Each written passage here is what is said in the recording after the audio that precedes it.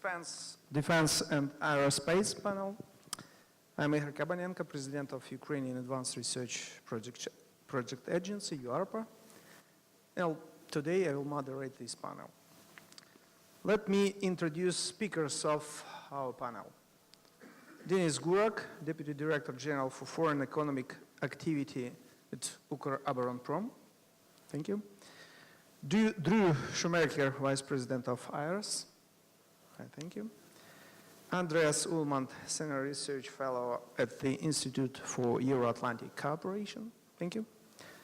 Yevgen Rokicki, Co-Chairman of the Board, Ukraine Defense and Security Industries Association. Thank you. Colleagues, I would propose for our panel next topics. First, can the defense industry become the engine of modernization for other industries? Second, probable models of interaction of state and private capital in the defense sphere. Third, the place of the Ukrainian defense and aerospace industries in the global market. Next one, Ukrainian defense industry in the framework of the European security chapter. And last, but for sure not the least, dual-use technologies in Ukraine. Issues of regulation, efficient application, and marketing. Working language for our panel would be Ukrainian and English. Simultaneous translation will be provided. And the time frame of the panel is approximately 1 hour. Speech delivered by our speakers would be up to 10 minutes, I would propose. And of course, after that, questions and answer session. So I would propose first, let's say, short speech for you. Andreas, please, floor is yours. Thanks a lot. Дуже дякую. I'm a little bit the odd person on this panel because I'm not linked to defense industry or aerospace or to any military or military technological structures. I'm a political scientist. Therefore, I cannot say here anything about commercially driven military technological defense cooperation. I think Ukraine needs, obviously, trade with military technological items, but that is not something I can say here anything about. I will talk a little bit about politically driven military and defense cooperation, and maybe also military technological cooperation, and say something about how I see the future of such politically driven military cooperation and military technological and defense cooperation. Let me say first something that some of you may have read already. I've published that before, that I do not think that Ukraine will in the near future become a member of NATO. I would very much wish that Ukraine should become a member of NATO. And there are countries in NATO, in Eastern Europe, but also North America, that would probably support an application, a membership action plan for Ukraine, and also an application and a membership for Ukraine. However, there are a whole number of countries in Western Europe that I think will be against, strictly against the membership of Ukraine in NATO as long as, Ukraine has its conflict with Russia. And one could argue that when this conflict is over and NATO would then be able actually to open its doors to Ukraine, Ukraine would not need NATO membership in a way anymore because it does not have any large other security issues, and this is a paradoxical situation. Nevertheless, I would of course support by all means all cooperation that Ukraine can get with NATO in military terms, in defense technological terms, with the defense industry of NATO. That should all happen, and that is certainly useful. But I think that there will not even be anything like NATO Plus. That is also something that people hear here. that people say here a lot, that there could be some sort of NATO plus where NATO would extend some sort of obligations beyond the current alliance towards Ukraine. I also don't think that anything like that will happen, unfortunately, in the future. I'm from Germany, I know German politics very well, but that concerns not only the German public, but also the French, the Italian public, and so on.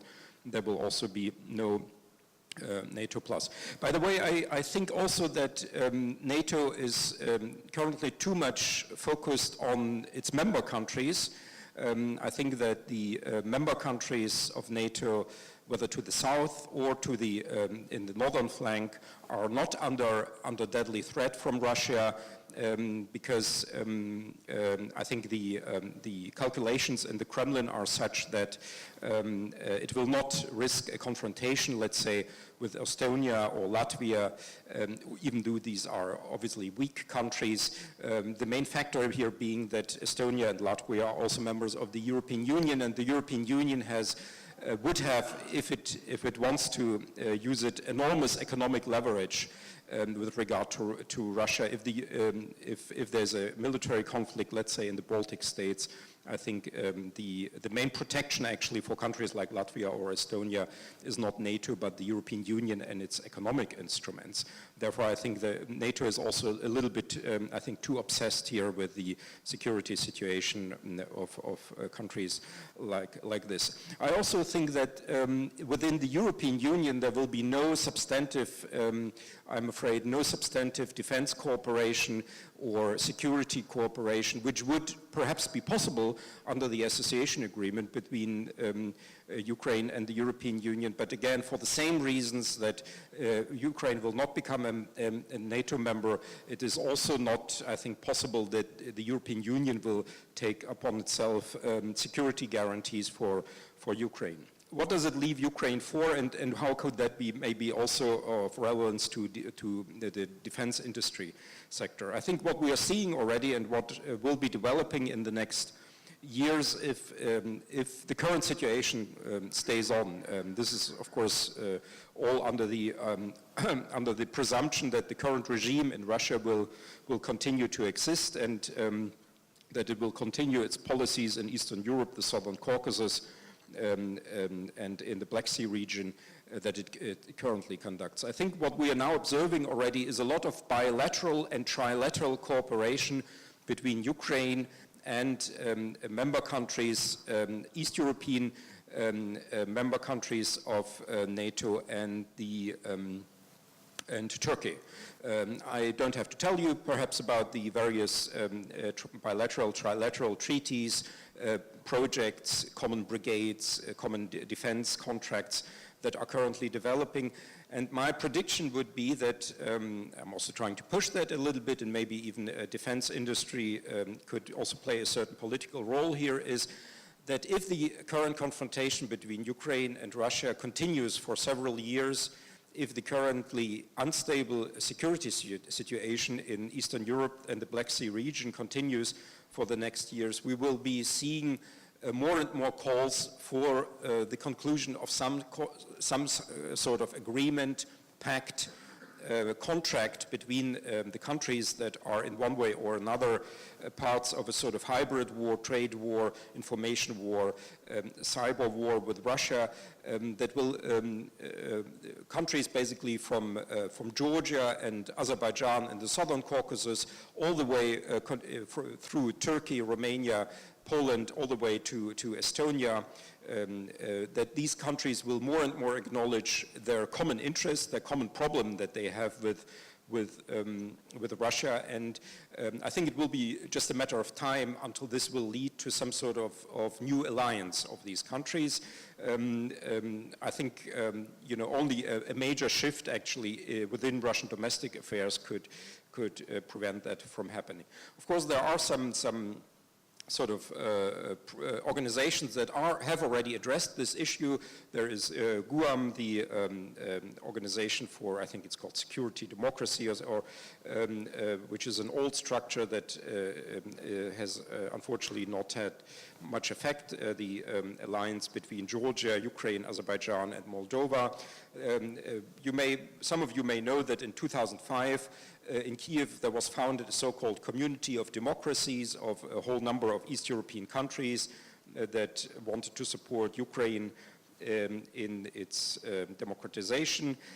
Also, this community of democracy, which some of you may not even know, has unfortunately come to nothing. The most interesting development in the last years may be that I think may then eventually also have a certain model role for Eastern Europe and the Black Sea region is the 2010 a treaty between Turkey and Azerbaijan, which is called a Treaty for Strategic Partnership and Mutual Aid or Mutual Help, something like that, which is de facto a defense treaty, a military, which has a strong military chapter.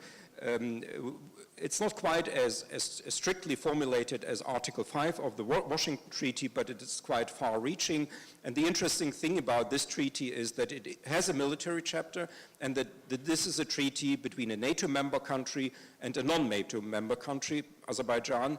And Azerbaijan is also, like Ukraine, a part of the Eastern Partnership program of the European Union. So I think that would be, that could be in the future, if the current situation continues for a while, a model for a larger treaty in Eastern Europe. There's an old Polish plan that some of you may know of, called Intermarium Междуморье, which is from the interwar period, which already envisaged this sort of anti-Russian alliance of the Central and East European countries. I don't think that this old plan of Pilsudski has much relevance for today. It's mainly historical relevance. What Ukraine obviously today needs is not some sort of confederation or federation of East European states. It has its association agreement with the European Union, which takes care of most of the economic, infrastructural, governance issues that the old Intermarium idea of Pilsudski foresaw. What Ukraine needs is basically a new security structure, and I think it will sooner or later emerge if the current situation does not change with Russia. And I think the defense industry and military technological cooperation should know about this, and I assume that that there is a lot of defense cooperation that is not commercially driven, that is politically driven, and I think that is something that sort of defense contractors and industry representatives may take into consideration, that I think for countries like Ukraine, as nice as it would be that Ukraine were a member of NATO, or at least a member of NATO plus, I think that will not happen.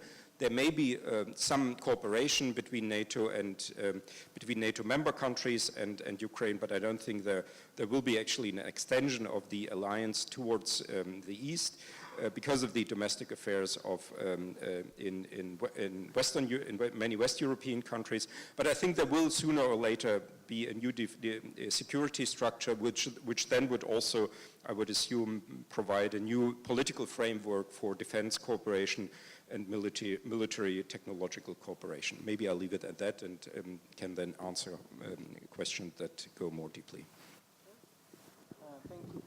Thank you very much. Thank you for your point of view, very interesting from my perspective. And in this regard, I would ask, if it's possible, one question. Keep in mind the topics of our panel. What do you think, which kind of proposals could be raised or should be raised during the nearest Warsaw summit in terms of what you said and in terms of topic of our conversation? Thank you. Well, I think one has to just face the hard fact that,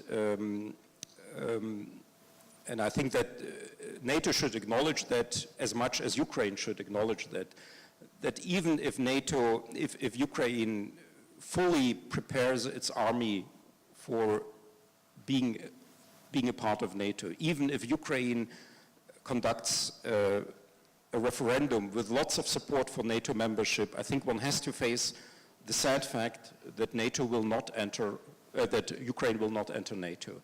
And then I think one has to ask the NATO countries, so what else can you offer? And I think the only thing which will be actually on the table could be countries. What I haven't mentioned is, for instance, there is a security cooperation currently within NATO between Romania, Poland, and Turkey. They have yearly consultations on security. And if NATO could encourage these countries as NATO member countries to include countries like Georgia, Ukraine, Moldova is different because Moldova doesn't even want to become a member of NATO, but maybe Moldova would be also interested. So basically what NATO could do here is, apart from sort of providing as much help for Ukraine as is currently possible without a new treaty between Ukraine and NATO, is to allow its member countries like Poland, Romania, Turkey to conclude defense or military treaties or treaties that have a security aspect like Turkey has already with Azerbaijan, also with Ukraine and Georgia. I think that's the best that NATO can deliver. I mean, NATO would have to agree to that, obviously, but NATO did already once agree to Turkey having this treaty with Azerbaijan, and given the fact that Azerbaijan has a very serious territorial issue and Armenia is linked to Russia and so on, we have basically already, we have a model here in terms of both the treaty and the situation of Azerbaijan with Nagorno-Karabakh, Armenia, Russia being involved and so on. So if NATO would just acknowledge the fact, I think that would be already a big step forward. And I think the important thing here is also to send a signal to Moscow, is because Moscow is now calculating, well, the Germans, the French, the Greek, the Italians, they're never going to take Ukraine. So we can do whatever we want in Ukraine. But if NATO tells Moscow, yes, we are not going to take them, but we're going to think of alternative security structures, and we're going to promote these alternative security structures, and we will allow our countries that are ready to, it would be a sort of coalition to go to a coalition of the willing with Ukraine, then that would already send a strong signal to Ukraine. And of course, defense industry could play a big role here in sort of, supporting all that with concrete measures on the ground. Thank you. Thank you. I would propose to say several words for next speaker, Denis Gurak, Deputy Director General of Ukроборонпром. Please, Denis, floor is yours. Thank you, Mr. Ihor. Thanks everybody for attention and coming here.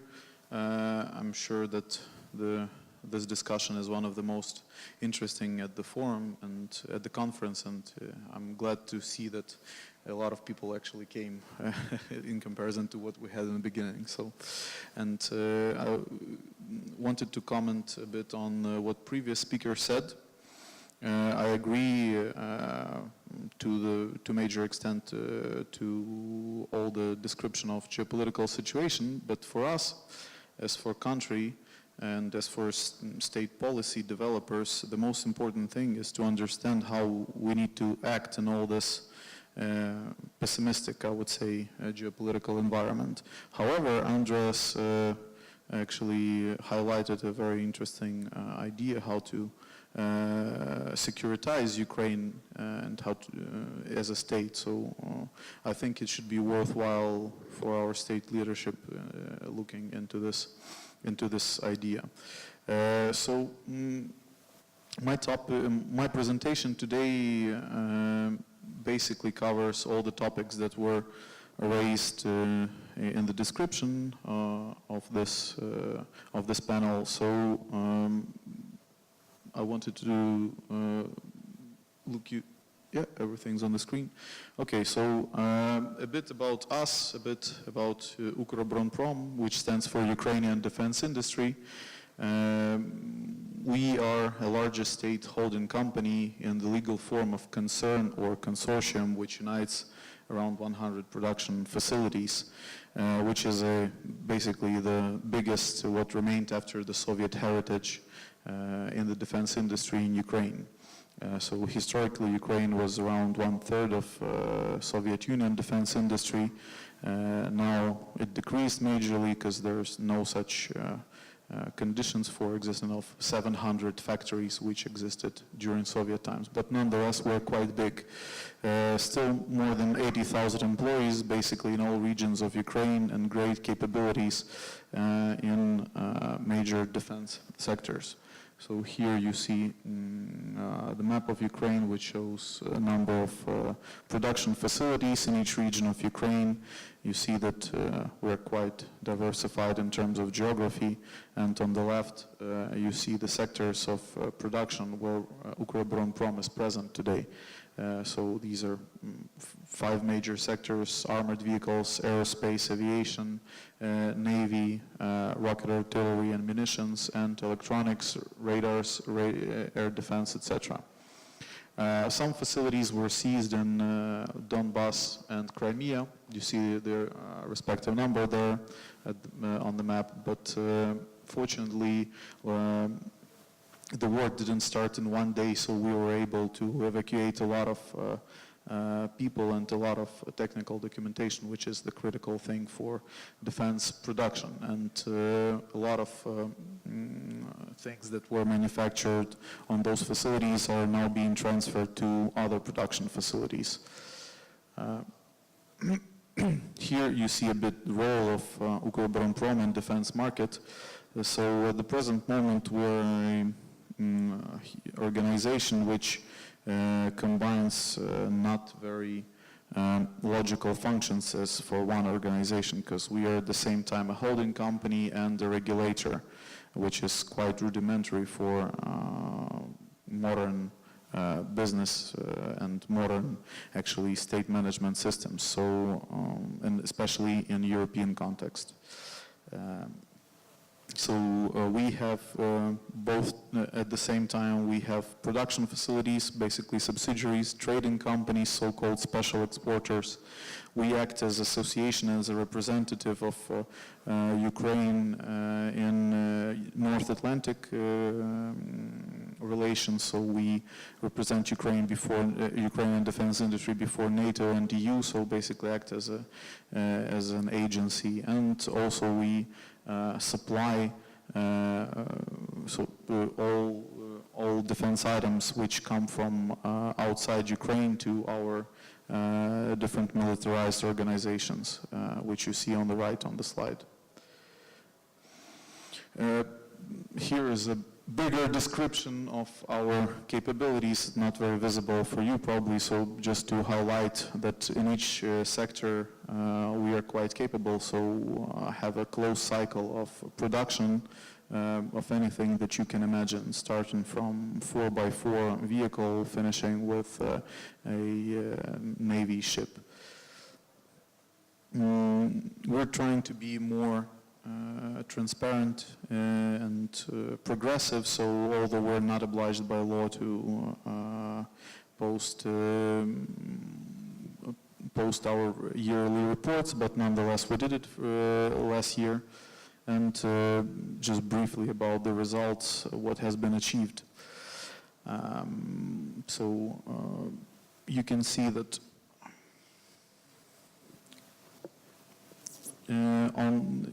that in comparison to 2014, there was a rather big net profit. In comparison to losses in 2014, you see the number of the net profit comprised 1.5 billion UA hryvnia. Then there was 4.3 billion in taxes paid. The average salary in Ukроборонпром enterprises is almost 6,000 UA hryvnia, which is on average 20% bigger than generally in Ukraine. And you see some numbers of equipment which was supplied to the Ministry of Defense and the National Guard in the bottom. So quite big numbers and a huge increase in comparison to what was in 2013 and even in 2014.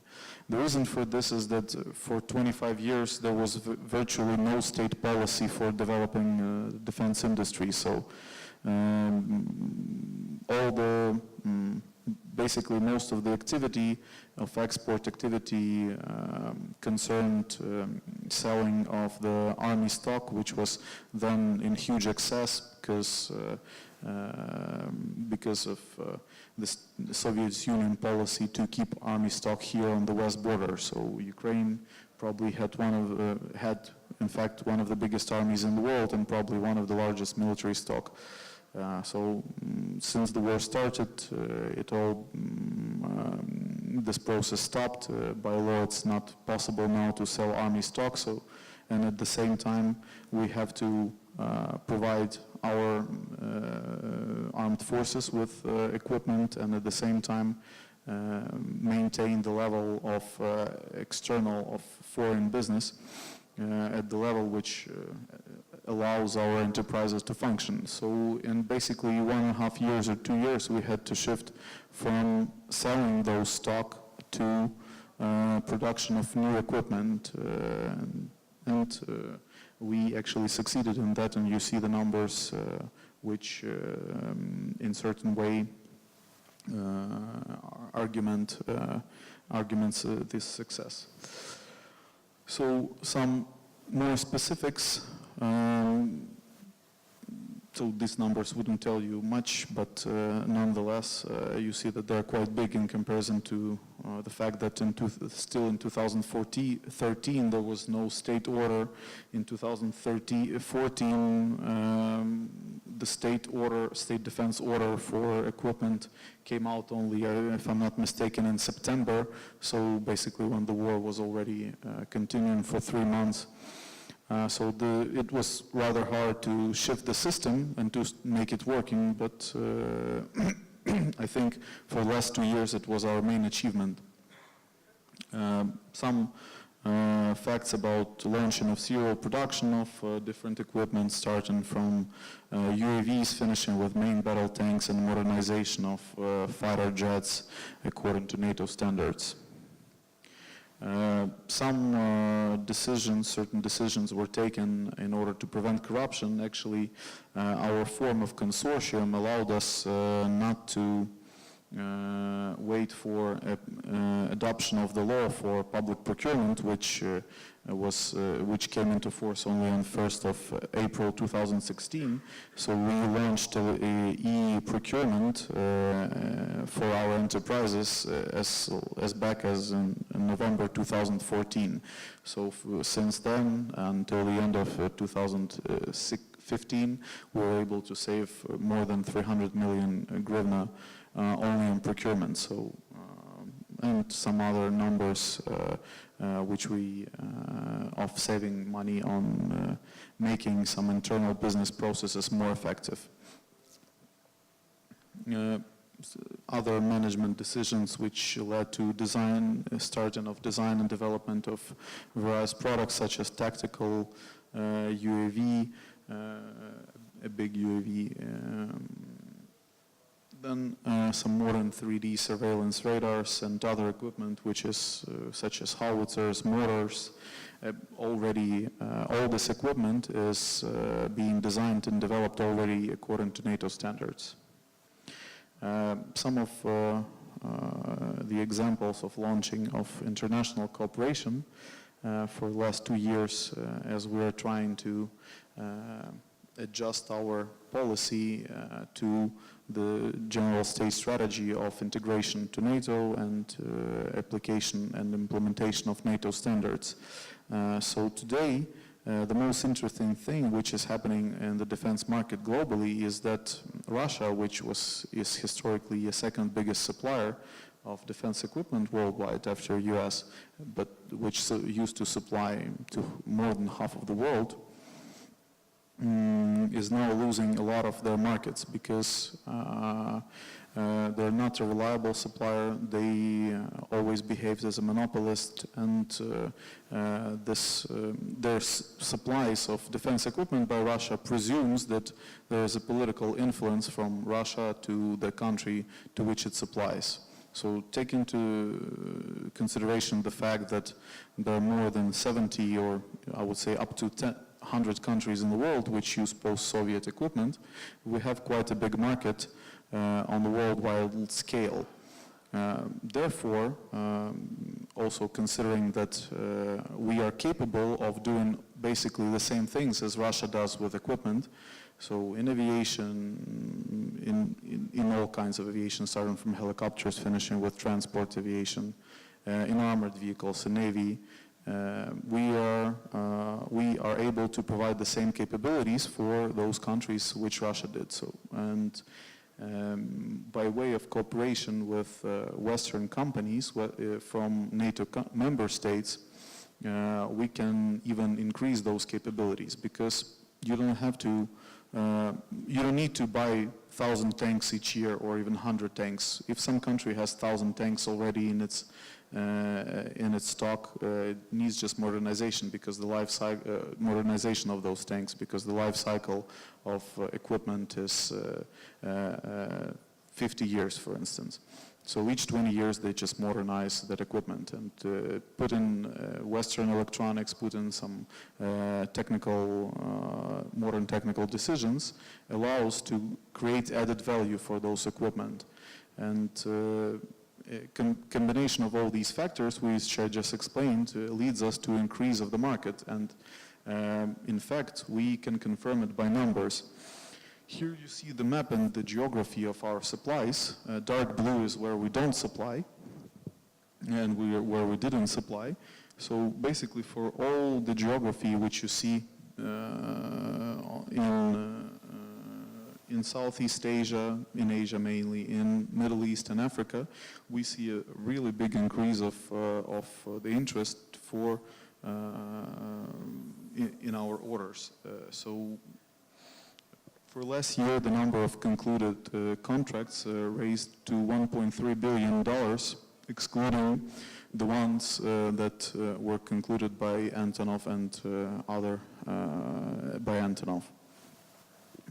So this is not less than what was before the war in 2013, and even 20% bigger, if I'm not mistaken. So I think 2015 was the last year of the drop in revenues, and since 2016, our prognosis that the revenue should start growing, and we should reach around 1 billion revenue, external revenue, I apologize, in 2016.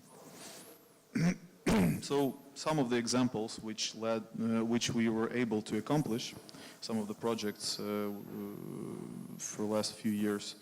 The main one, I would say the main one, because it's the most interesting one, and it's the first example of industrial cooperation of major US defense contractor with Ukraine, which foresees modernization of existing Humvees in Ukrainian stock for to the level of a very durable and protected armored vehicle.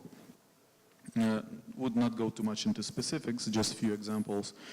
So a partnership on creation of joint venture for vests and helmets production, partnership for creation and modernization of armored vehicles with modern optical devices with Poland. Then with Turkey for the same, basically the same market, we have a partnership already in place. Also for electronics with another Turkish company, there is already quite a big project is under development where we believe there will be created a joint venture on the territory of Ukraine as soon as the law allows us. Some other interesting things, we're participating in the Canadian tender for a fixed-wing search and rescue aircraft with an Antonov platform, and with engagement of Canadian producers whose equipment would be integrated into an Antonov platform. So these just leads us to showing all the world that there is a very big interest and possibility to invest in Ukrainian defense industry, especially in aviation, because our design and R&D capabilities are one of the best in the world. Ukraine had historically very good schools of engineering in all defense spheres, and it still remained. So for Antonov, you see a few examples of projects that are either possible or are already under consideration and in talks with foreign companies. Also some other things, don't want to take too much time from other speakers, so if you would be interested, I'll send then, I'll mail you the presentation, or the organizers can do that. Some of examples of NATO activity that we're doing now. We are participating in different formats under NATO auspices, under the department which is called Defense Investment in NATO. Actually engage in a lot of other Ukrainian partners such as UARPA into those formats as well. There's a lot of things going on in the NATO context, and this activity is led by the Ministry of Defense, of course, but as an industry we participate and help NATO countries actually in their studies for the new defense equipment, considering our engineering capabilities, as I said previously. Some other examples, such as provision of strategic airlift capabilities to NATO countries. So NATO knows us quite well, and they know how we can cooperate together. So we, both on the military side and on the industry side. The context of European Security Charter, there was a topic which in this panel. So just a brief summary. Which leads to a conclusion that Ukraine has to sign this agreement because it's well, as it is always in international relations, it's very important to establish some kind of a framework, and we have to be in this framework agreement if we want to develop ourselves more effective in the context of European and NATO integration. So what are the problems actually in attraction of investment? It is forbidden by law still for state enterprises, all our subsidiaries are actually state enterprises, to you see participate in the capital of foreign companies. There are restrictions on the percentage of shares in such in a joint venture if it is created with a state enterprise. Actually, there is a direct prohibition to include property rights or just assets into the authorized capital of a joint venture, which basically contradicts the previous one. So the law is really a mess in this regard.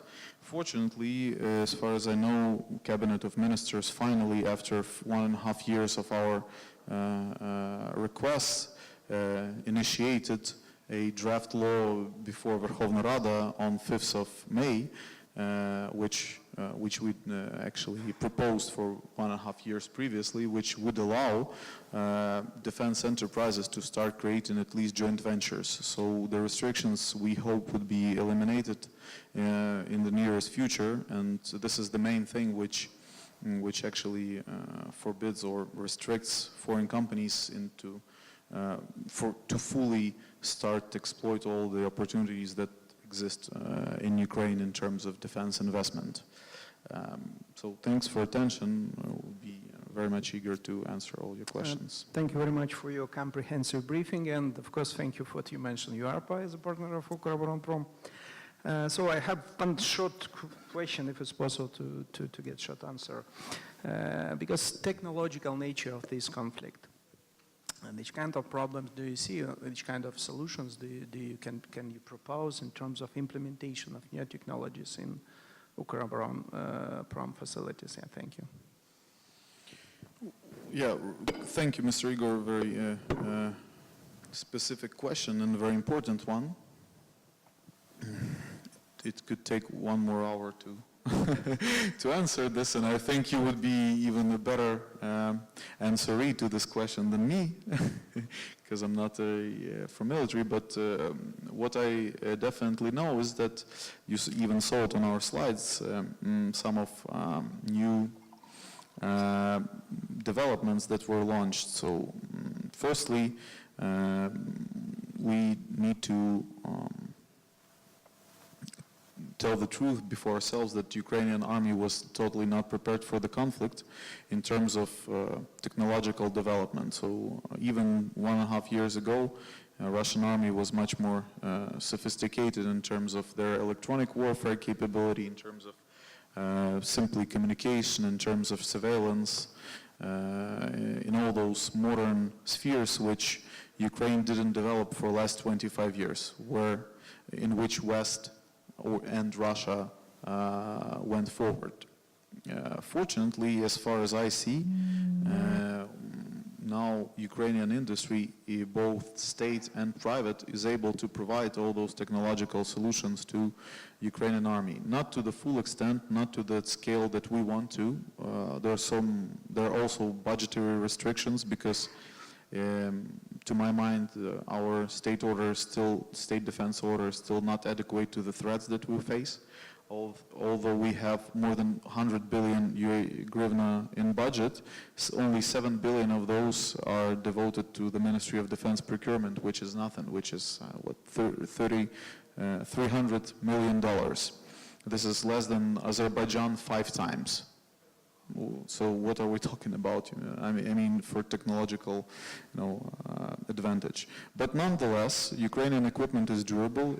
It's good. There are a lot of really bright engineers which were able for 1.5 years to launch a whole UAV industry in Ukraine. I'm sure that that's the example which none of the countries in the world, even such as Israel, faced. Can you imagine 1.5 years we're already producing small tactical UAVs, and in half a year we'll be producing already a tactical UAV. This is, I'm sure it's something very unique in the world. And for other things as well, for communication, we're now much more developed than we were 1.5 years ago. There is already at least some decent level of secure communication, or at least for those battalions which participate in the anti-terrorist operation. So, for military and for experts, I think all the threats were clear in the very beginning. Of course, the path is very hard, taking into account level of Ukrainian bureaucracy. I faced it myself, so our team had to start the whole import procedure to Ukraine of military equipment. It was never done before by anybody, so nobody systematically imported necessary defense items to Ukraine, and so the system was really hard to start moving. So, but I think we did not the state did not everything what it could do, but it did more than it could to secure the situation. Okay, thank you again.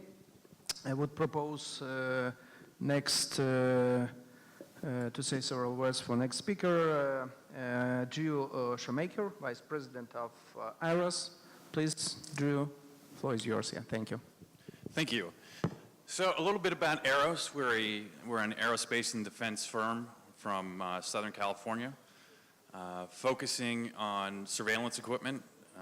Think aerostats, tower-mounted systems, as well as manned aircraft. We began our project here in Ukraine in November of 2014.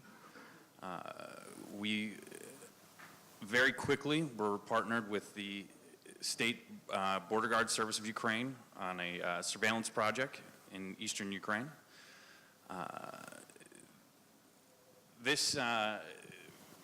To dovetail off what you just mentioned, was a learning process for us as well. We grew with the new scheme of importation of defense articles, not only with the Ukrainian bureaucracy, but also in the United States. When we began our project, there were stacks of import licenses just sitting on desks at the State Department. As I've noticed both here and in the U.S., private industry is sometimes the best tool to move those things. We put a lot of pressure on the State Department. Those licenses started to move, and then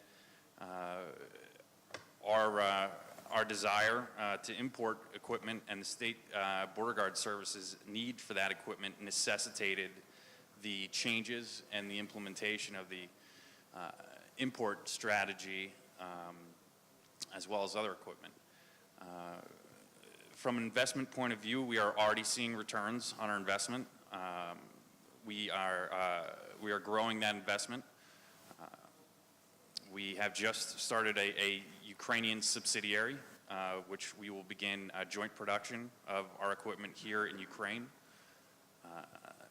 For all of those reasons that were mentioned, because of the large technological base, the large human capital, as well as facilities and technologies that really are unique.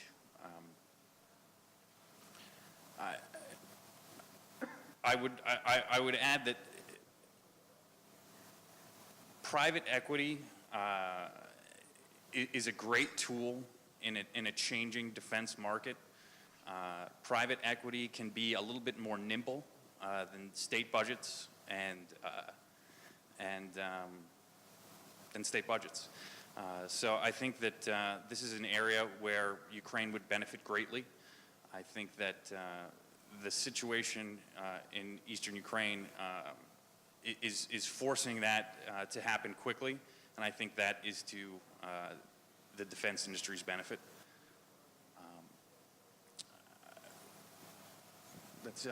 I look forward to your questions. Thank you very much. If it's possible, I would ask, what do you think, from your perspective, what's the most difficult issue, most difficult problem in terms of bringing investments in Ukrainian defense sphere and to move ahead more quickly than it was before and to create some kind of good products here in Ukraine? Well, I'll speak from the United States side because that's all I have experience with. And one of the largest impediments is licensing, getting those licenses in an expedient manner. It takes some time to do, and a lot of companies just aren't willing to wait to do that. Also, there is the restructuring of the defense industry here. Just in the year and a half that we've been here, it is much greater. It is much easier to do joint production than it was just 18 months ago. So I think a lot of those impediments and a lot of those the struggles are being resolved, and I think that moving forward that it will become even easier. I think that private industry putting pressure on the legislative and governing bodies to implement strategies for joint ventures will go a long way. Yeah. Thank you very much for your explanation. And I would propose next speaker, Yevgen Rokicki, co-chairman of the board, Ukrainian Defense and Security Industries Association. Please, Yevgen. Thank you, Mr. Chairman. I will have to keep myself very much restricted to just 5 or 7 minutes because I have to leave in a short while. I'd like to cut across the issues that you raised at the beginning and share with you some comments on the developments of both private and state-owned sectors in the defense and security industries in these countries, as well as the markets. First and foremost, and it had already been mentioned during the panel, that until 2013, the country's defense and securities sector had been oriented towards exports. The country had not been developing almost not developing its own armed forces, National Guard, etc., and exporting the stockpiles. Also, we looked as if we were a major exporter in the arms markets. We were in fact very flawed inside the defense and industrial sector, in as much as we were exporting the stockpiles and not investing much in producing new military equipment. Now in 2016 we are actually facing a very steep decline in our exports, and we are losing place as a leading global exporter. So we actually still have chances to regain that place in certain sectors of the market. The eruption of the Russian-Ukrainian war had also stimulated the reappearance of a strong domestic buyer, so to say. The state agencies, the National Guard, the Ministry of Defense, and the state border guards, and a few other agencies that are buying from the military and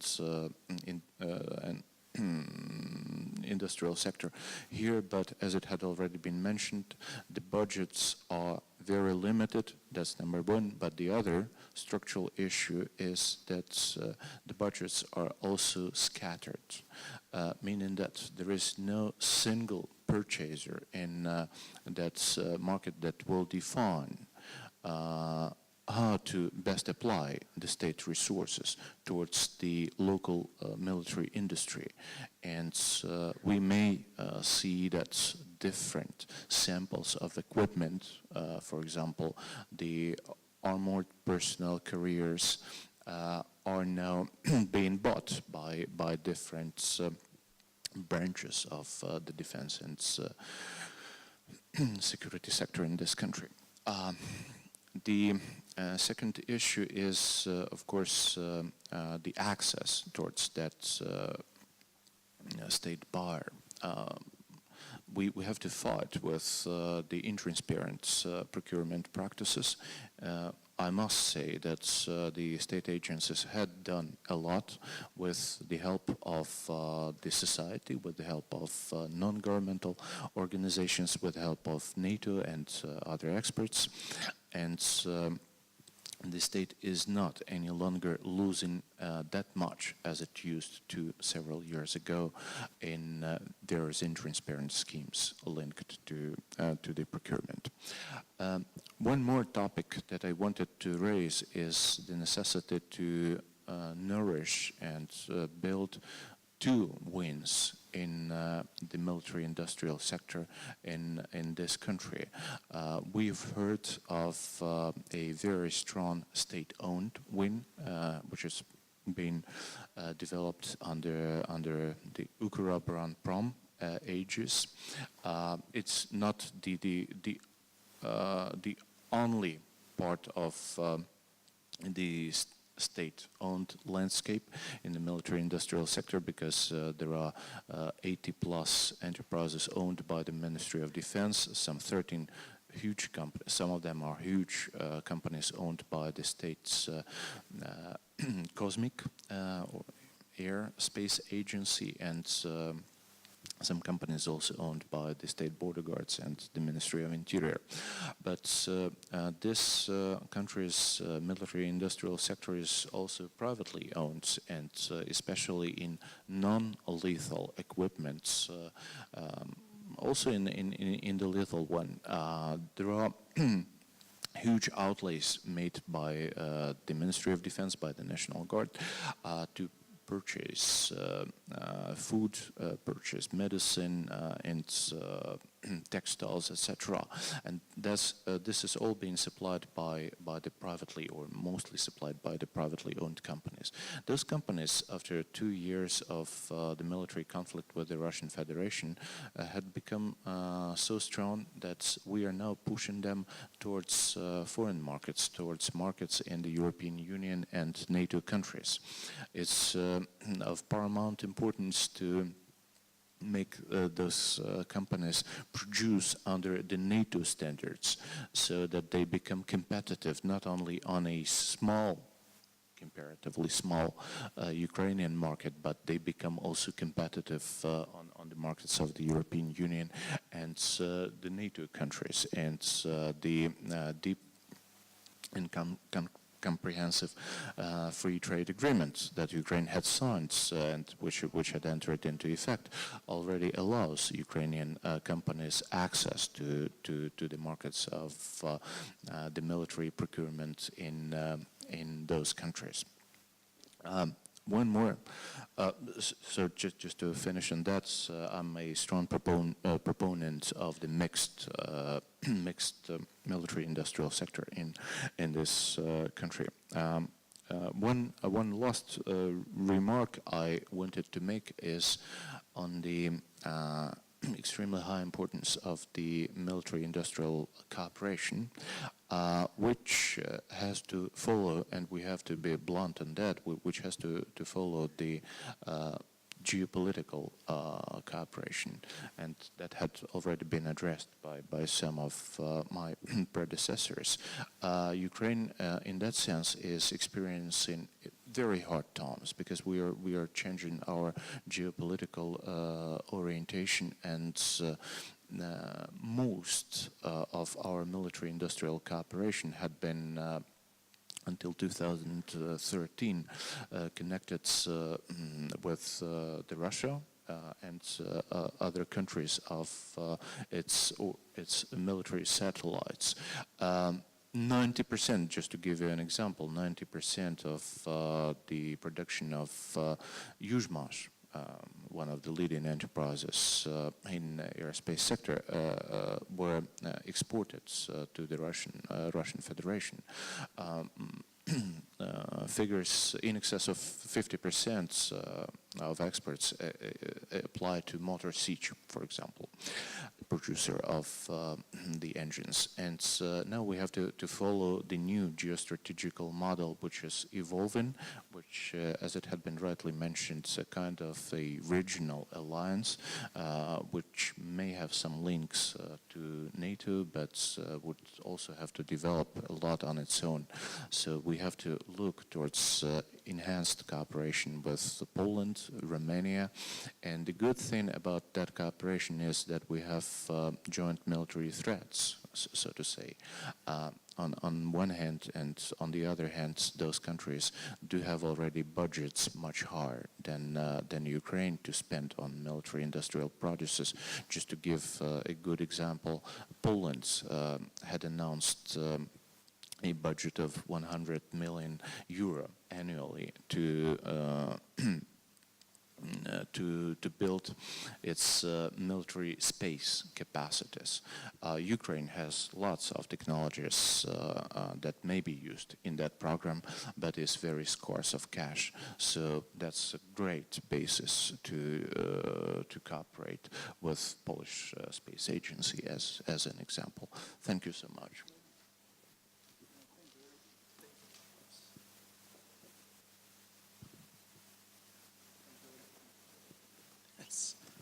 Yeah, thank you very much for your very interesting explanation, the very interesting briefing. And based on your, idea about some kind of balance between, defense production for our own needs and for export, what do you think in which areas? Yeah, we know very famous areas of export, like space, like aviation, like heavy armored vehicles, tanks, and so on. Do you see new areas of possible cooperation, of course, with our foreign colleagues, and also for production, defense production for export? Thank you. That's actually a very practical question, and I've got a very practical answer to that. In our view, there are several areas that require immediate cooperation between the state and the private businesses, involving foreign capital and involving foreign technologies and producers. Sector number one is the Navy, the shipbuilding. Ukraine had lost almost all of its Navy, and that's a great chance to actually rebuild that Navy anew from scratch using modern technologies. And Ukraine still has a great production base in Mykolaiv and in Kherson, which needs cash injection and which needs the understanding of the new trends in the production of ships, and there we can cooperate, for example, with the Baltic countries, which do have same security requirements as Ukraine has. The other sector shall be the electronic warfare. The Russian Federation has demonstrated how strong may the winds be while investing in that sector, and how naked our defense is. Ukraine had great capacities in producing the electronic warfare means, but we are lacking the modern microchips basis, the elementary basis. If sanctions are lifted and if our cooperation with the Western nations develops, if critical imports are allowed into this country, we will be able to recover our production and produce very decent electronic warfare equipment.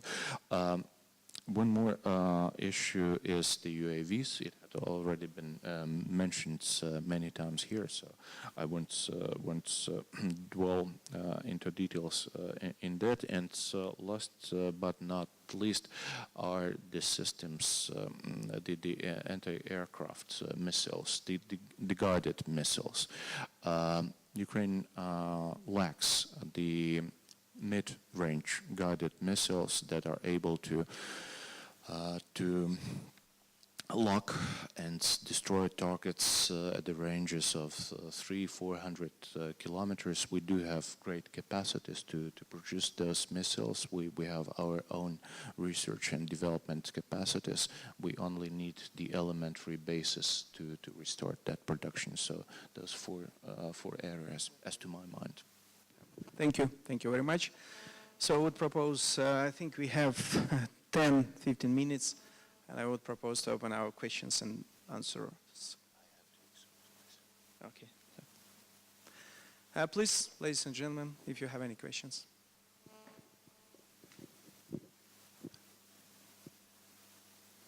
Please.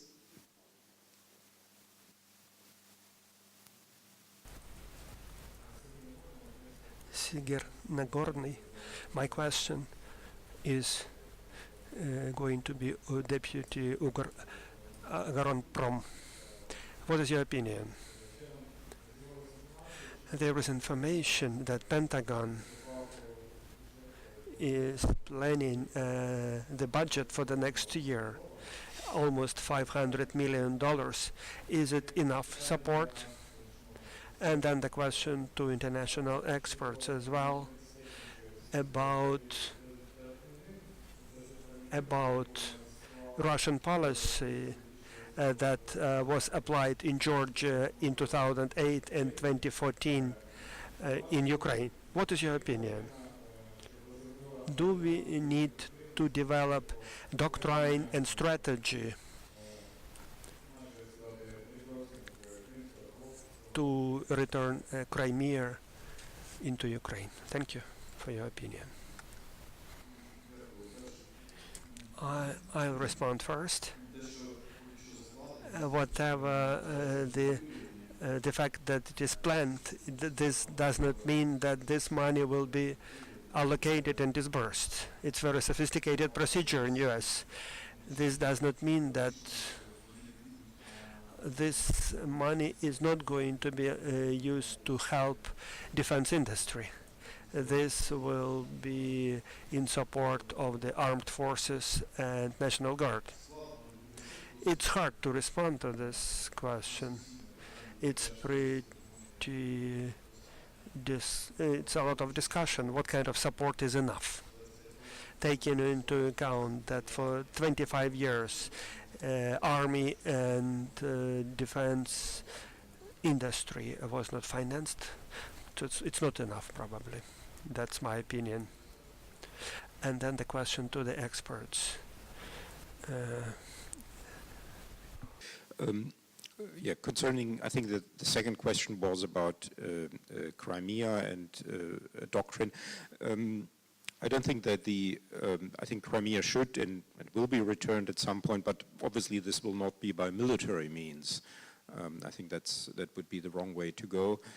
I'm from East Germany, and apart from this sort of national issues, I think for the way to the reunification of East Germany with West Germany was actually through the economic attractiveness of West Germany. I think that would be also something. It's a long-term process, and I think it will not be in the next few years. But I think if the pressure in Crimea would be there for a return to Ukraine, I think then that becomes, realistically, it will be a political, diplomatic path, but not a military path, obviously. Я думаю, що погоджуюсь з паном Андреасом. Досить детально і чітко змальовано. Я впевнений також, що військовим шляхом ми не повернемо Крим.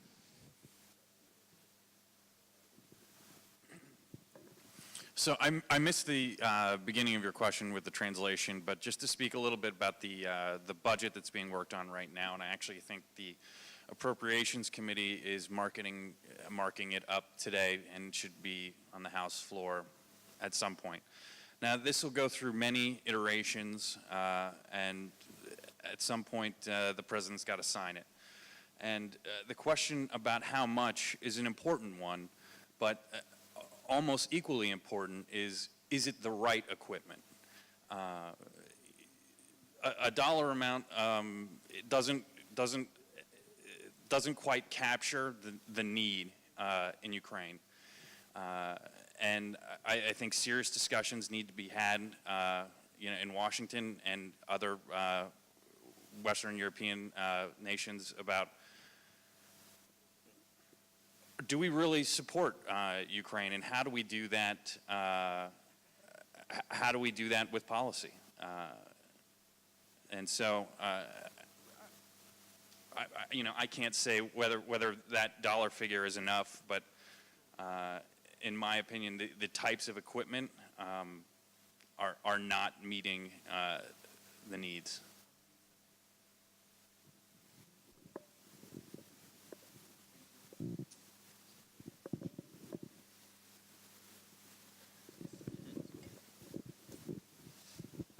Да, будь ласка, якщо є ще запитання.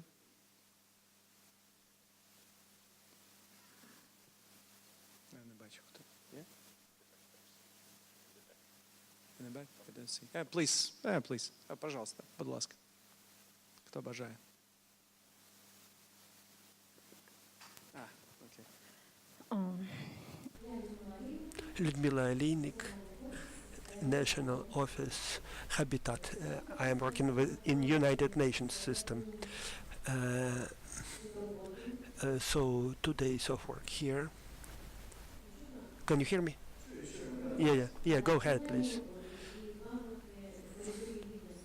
And you see 2 years after Revolution of Dignity, and the people who are developing strategy that Ukrainian people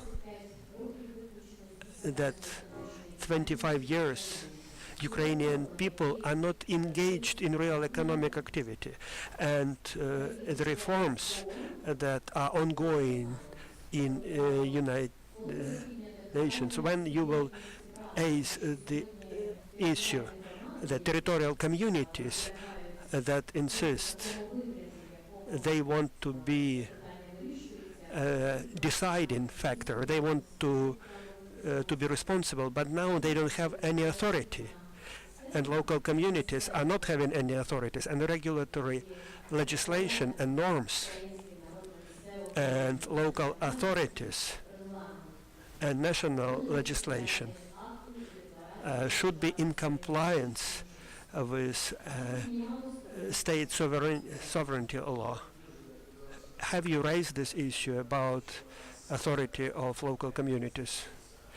But you know, we are talking here about defense industry, not about local communities and the ways we can develop defense and aerospace sector, and how we can do it in cooperation with international companies, how we can satisfy the needs of defense sector. But at the same time, in case some experts are ready to talk about this part, this question, please go ahead, your question. No mic. He's not on. It's not on, I don't know. You see, without microphone, sorry. That's pretty hard to interpret without input.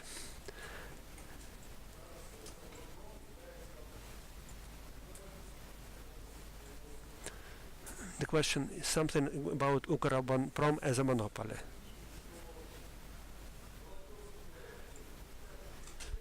Something like that.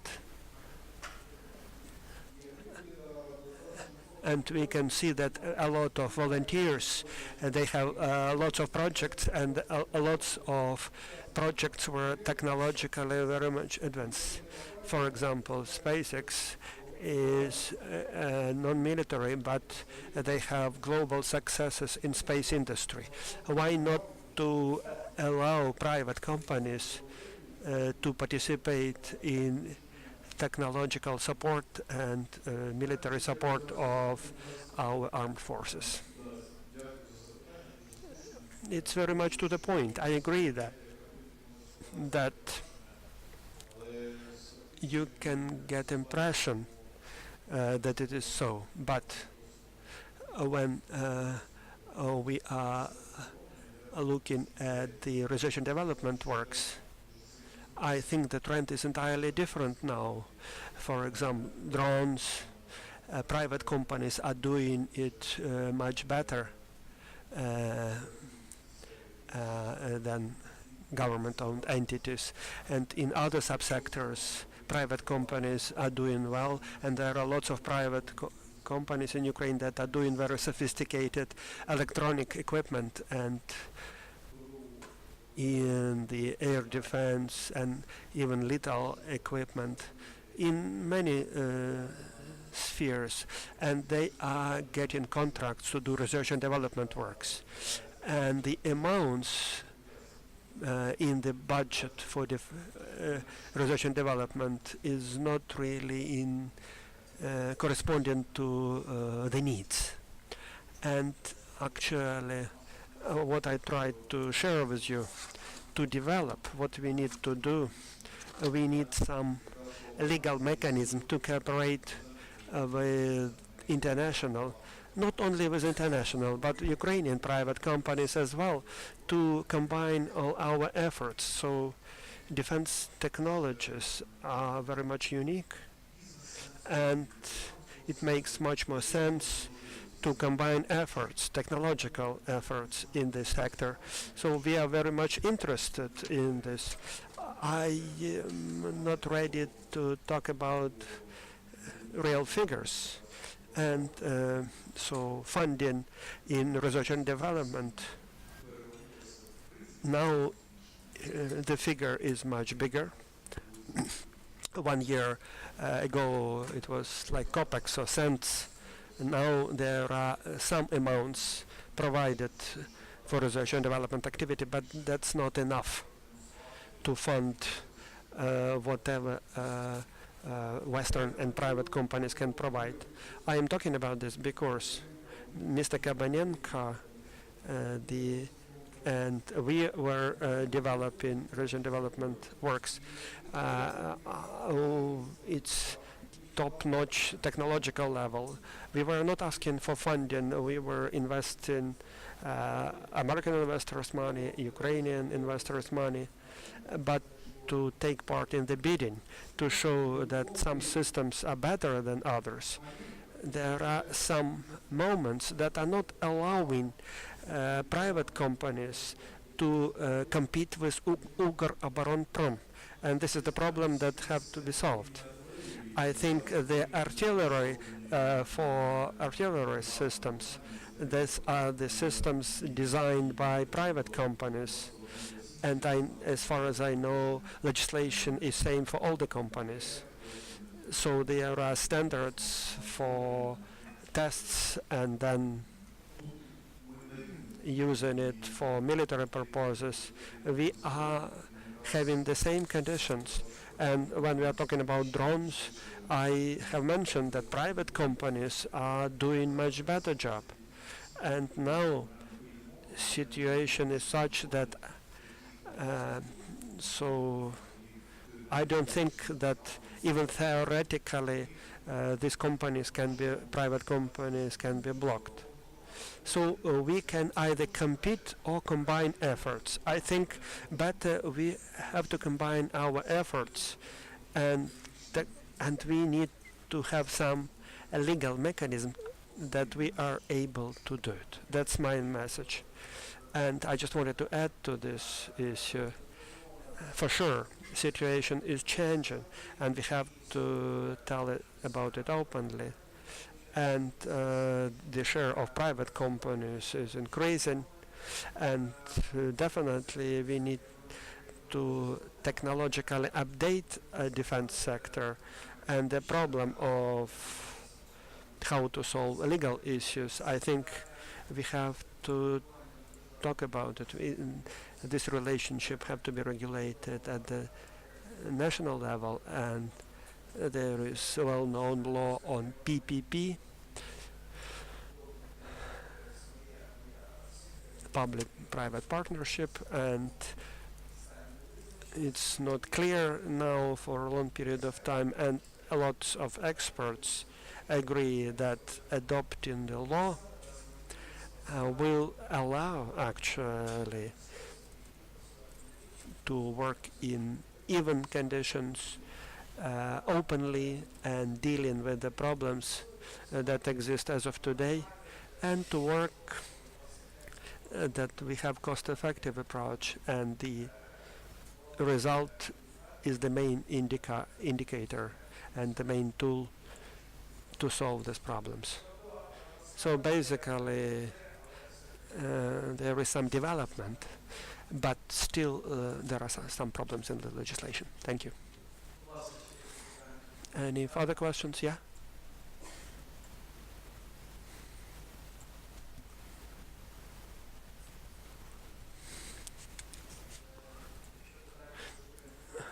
If we have exhausted all our questions, I would like to thank our panelists, and I would like to thank the audience that was listening to us and asking questions.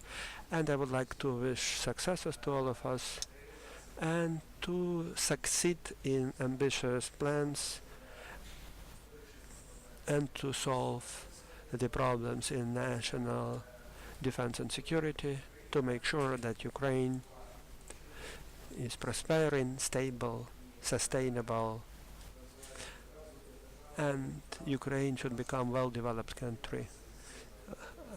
And thank you very much